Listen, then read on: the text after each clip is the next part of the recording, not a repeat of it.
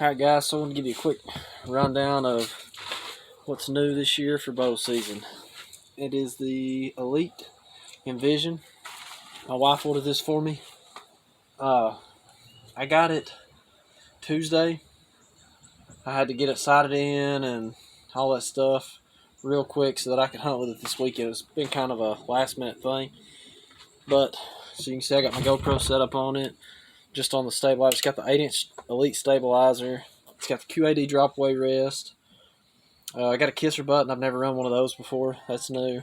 I'm running the CBE Trek sight on it. It's supposed to run out with this tape and the arrow setup I'm running. I can run this out to 110 yards.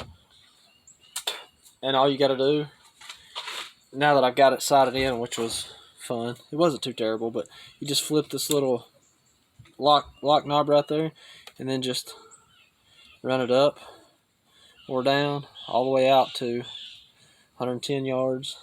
And the way this is set up, it's a 3-pin sight, so when it's locked, the little indicator is locked on 40 and I lock it down, then my 3 pins are 20, 30, 40. And so if you want to shoot something other than that, your bottom pin becomes your floater pin. You can set it up to where your top and bottom pin are floater pins, but I just took one of the indicators off and set it up to where my bottom pin is the only floater. And so I can just quick dial, because in a bow hunting situation, I'm not going to, most of the time, I don't have time to range a deer and then fiddle with that. So I'll mostly just be using the 20, 30, or 40 and going with that. And so first, I've only shot this bow, it's been minimal, just enough to get it sighted in, and I played with it out here the other night. I kind of got aggravated, and I'll tell you about that in a second. But so just enough to get it all sighted in and set up is really all I've had to shoot it. But so far, I freaking love it. It's a hair heavier than the other bow I was using, but I mean that takes some of the shock out and all that kind of stuff, and it really does shoot really smooth. It's got a real smooth draw. I got it set on 66 pounds and like a 29-inch draw, and it's sweet for real. Like, I really love this bow. You can tell the difference in it and the budget bow I had before. And so this was what I intended on running for this deer season, and I'll probably still get back to these. I did something I said I was never going to do. So I bought the D-Power. These are the 125 grain 1.25-inch cut. I was really excited about these. And with this new bow, I decided to go with better arrows, so I'm running the Easton Axis match grades. They cut them to fit my draw length and stuff. They cut them down. I don't remember off the top of my head what the arrow length is, but either way, it's the 5mm Easton Axis. They're 340 spine, and I think they're 9.5 grains per inch, if I remember. Yeah, 9.5 grains per inch. And I just got a factory little plastic knock in them. I'm not running lighted knocks on these yet. So, like I said, that was the head I intended to run. And I still got them downstairs. So when I went out there, when we dialed this in, I didn't have a lot of time to shoot. So I got my field points dialed in, put my broadheads on there, hitting like 4 inches left. Supposedly, on these Elite bows, they have this set technology where all you got to do is loosen a set screw up here and loosen a set screw down here, and then you just adjust the Allen. So if the broadhead's hitting to the left of your field point, then that's a tail right problem coming off the bow, and they want you to do like a quarter turn on each one until you bring your broadhead and your field point together. So that worked, sort of. I got them within inch or so of each other, my broadheads and my field points, and that's as close as I could get them on my own. I didn't have time to go back to the bow shop. I'd been down there twice, getting this thing set up and squared away and all that.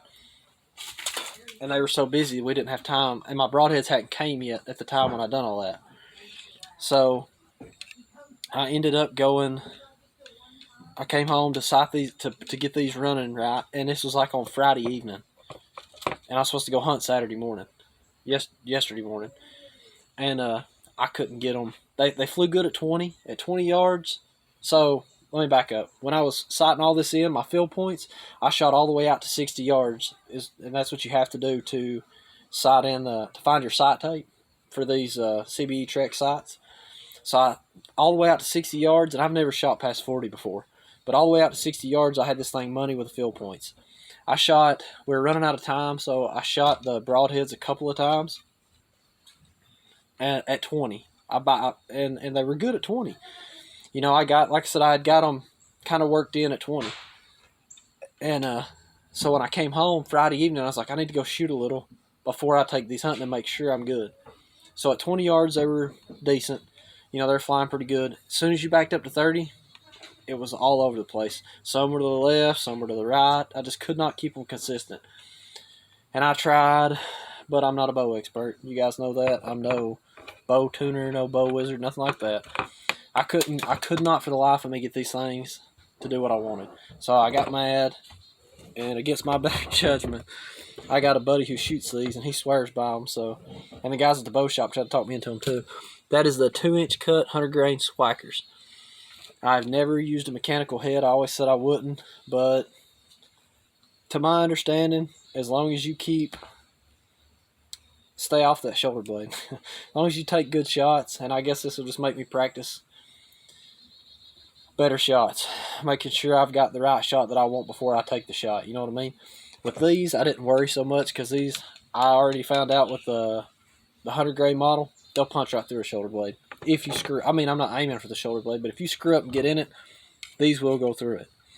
But these, not so much, I'm sure.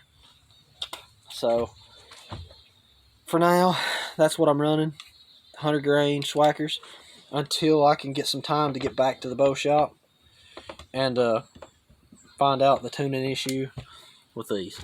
And I know they can help me. They have my diamond. They helped me tune my diamond out when it was messing up on me a couple weeks back to shoot these same ones, just the 100 grain version. They had these jokers shooting money. So I'm positive they can help me get these to fly out of this bow. I just don't know what to do to get them to fly out of that bow. So until that time, we're going to be trying Swackers out and seeing how they do. And I'll hopefully be able to give a review on these pretty soon. I didn't see squat this weekend to sling one at. So anyways, I'm fixing to get out here and shoot a little bit and practice with the red practice tip that the Swackers come with. I shot them at 20 the other night, and I could hit a 1-inch circle all day long. With these things, they fly 100% exactly like a field point. I'm fixing to back up and do a little 30, 40, and 60 shooting and just make sure everything's good and just play a little bit. I haven't got to shoot this bow much, so that gives me an excuse to get out here and shoot a little. And when I get these tuned back up to run on this bow, then I'll switch back over. But until then, we're going to run the Swackers. I just want to give you guys a update on where the channel's at, where we're going, and what we're running this year. Pretty excited about this bow. Hopefully I'll get to take something out with it here pretty soon. Thanks. I'll catch you guys in the next one.